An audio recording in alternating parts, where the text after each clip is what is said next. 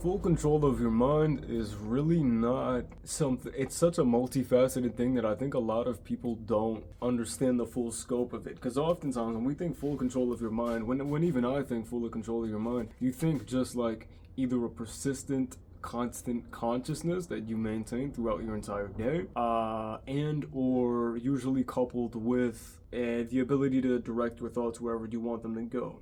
And that is true, but it's much more involved than that. And what I mean by it, and maybe this will be a shorter video, but what I mean by much more involved in that is that real mastery of the self means full alignment with those things that are good and high as possible. And so that means the conscious development of things like courage and truth and love into your being and into every aspect of yourself. And what that means is, as you evolve yourself, it starts off with just the ability to watch yourself and to know yourself, and then slowly to then control yourself and then direct your feelings and your thoughts, like generally speaking.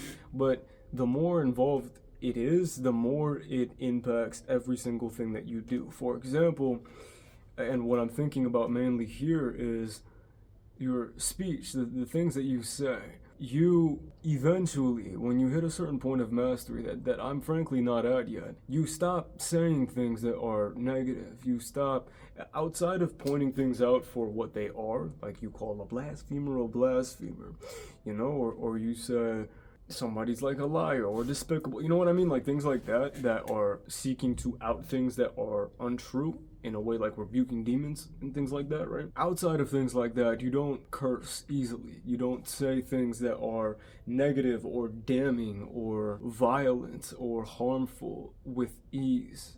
You become much more selective with your words. You're probably more reserved. You don't make jokes that hold energy that really is degrading or negative, you know? Like you stop making those kinds of jokes. Many things change about you as you grow in mastery. It ends up being, like I said, much more involved than we usually realize. I would say your presence of being is much more mastered. You probably speak with much more grace. I say much more a lot. You speak with a lot more grace and elegance. Your pace becomes your own instead of being pressured by the moment.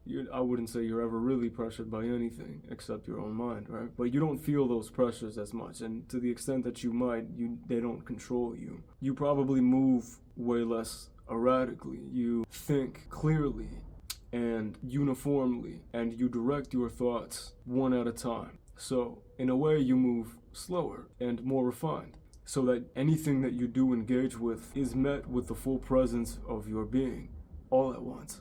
And when you couple that with the heightened perception, when you couple that with being able to see things, being able to see through things, somebody disingenuine, somebody who isn't genuine steps in front of you and you look right through him. He doesn't faze you. Speaking the truth doesn't scare you. Courage is embedded in you because you walk with the truth, and so nothing can really get to you.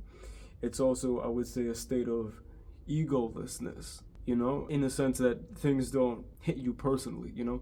That's not to say a sense of complacency. A lot of modern day Christians, for example, and spiritual people, they seem to have this notion that to be Christ-like is to be weak. To be Christ-like is to be submissive and a pushover, and couldn't be further from the truth. Many people in the Bible were savages, bro. Those guys were cutthroat, you know? So, mastering the mind is a lot more involved than we give it credit for. It really is. I need to start looking at the camera more. Mastering the mind is a lot more involved than we give it credit for. And it encompasses every single part of your being. It encompasses all of that. Your thinking, your speech, your doing, you know, probably the things that you get involved with, the people that you hang out with, the things that you do in your pastime. All of these things change. And rightfully so, because you are changing. And so naturally the result of everything that you do changes. And so it's something to be excited about, I would say, more than anything.